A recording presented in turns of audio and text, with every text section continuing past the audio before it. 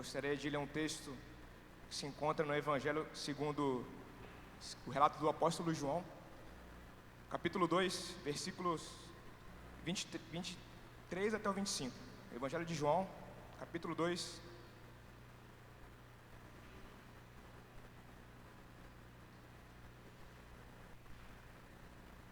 versículos 23 a 25.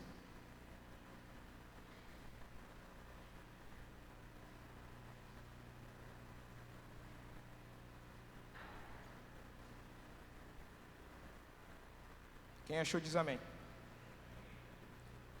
Então diz assim o texto: estando ele em Jerusalém, Jesus, durante a festa da Páscoa, muitos, vendo os sinais que ele fazia, creram no seu nome. Mas o próprio Jesus não se confiava a eles, porque os conhecia todos, e não precisava de que alguém lhe desse testemunho a respeito do homem, porque ele mesmo sabia o que era a natureza humana. Então, irmãos, o Evangelho de João é muito interessante quanto à seleção cuidadosa que ele faz de alguns sinais que o próprio Senhor Jesus realizou enquanto caminhou entre nós.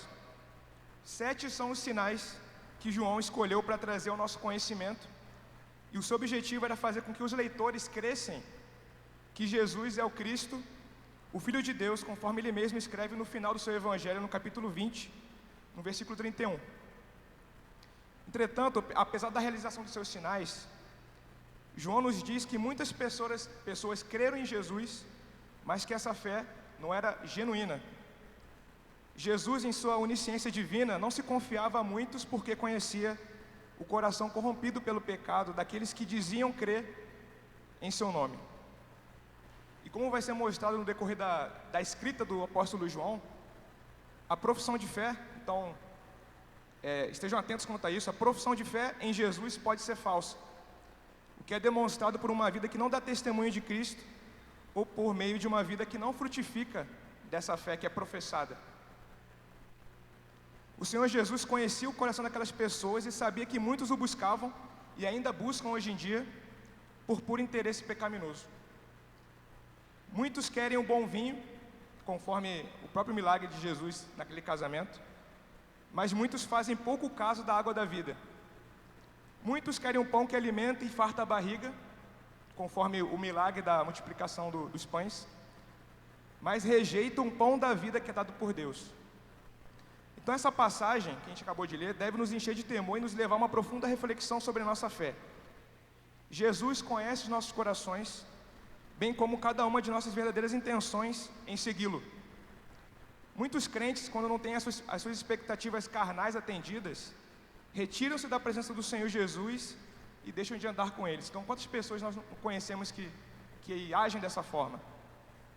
Então, eu faço aqui a leitura de um relato que se encontra no capítulo 6, que diz assim: à vista disso, muitos de seus discípulos o abandonaram e já não andavam com ele, né? Naquele relato que Jesus multiplica os pães, e aquelas pessoas, os discípulos de Jesus, quando não tiveram as suas expectativas em relação àquilo que eles esperavam da pessoa de Jesus, eles se retiram da sua presença e já não andavam mais com ele. Alguns, porém, sabem que não há lugar melhor para se estar do que na presença de Cristo, pois só ele tem as palavras da vida eterna. E logo após, depois desse relato que eu acabei de ler, o texto diz assim: então perguntou Jesus aos 12: porventura quereis também vós retirar-vos? Respondeu-lhe Simão Pedro: Senhor, para quem iremos? Tu tens as palavras da vida eterna, e nós temos crido e conhecido que tu és o Santo de Deus. João 6, 67 até 69. E sobre esse texto que a gente acabou de ler hoje, J.C. Riley, né, que foi um bispo anglicano, ele escreveu algumas meditações no Evangelho de João. Ele diz o seguinte, então preste atenção nisso que eu vou ler agora. Abre aspas. Essa verdade deve fazer os hipócritas e os falsos mestres tremerem. Eles podem enganar os homens, mas não enganam a Cristo. Podem usar uma vestimenta de religiosidade e ser como sepulcros caiados, belos aos olhos dos homens. Mas Cristo enxerga a podridão interior e certamente os trará a juízo, a menos que se arrependam. Cristo vê seus corações e sente um grande desprazer. Se a falsidade dessas pessoas não é conhecida na terra, é conhecida no céu. e se morrerem sem experimentar a transformação, serão finalmente conhecidos e envergonhados diante de todos no dia do juízo. Conheço as tuas obras, que tens nomes de que vives e estás morto. Apocalipse 3, versículo 1. Então isso aqui ele está dizendo em relação a essas pessoas que dizem crer em Cristo, mas que na verdade não tiveram essa transformação interior. Então a gente pode se travestir de uma religiosidade externa, mas Cristo conhece o coração de cada um. E Cristo não se confia a essas pessoas que são falsas em sua vivência cristã. Então fica a pergunta para a gente nessa manhã. O que o Senhor Jesus vê no meu e no seu coração? Qual é a legitimidade da nossa fé? Que nesse momento possamos refletir sobre a maneira que temos levado a nossa vida cristã e que a nossa oração seja como a oração de Davi, o homem segundo o coração de Deus. Lá no Salmo 139, versículo 23 e 24, que diz assim: sonda-me, ó Deus, e conhece o meu coração. Prova-me e conhece os meus pensamentos. Vê se há em mim algum caminho mau e guia-me pelo caminho eterno. Amém? Que essa seja a nossa oração nesse momento. Vamos orar?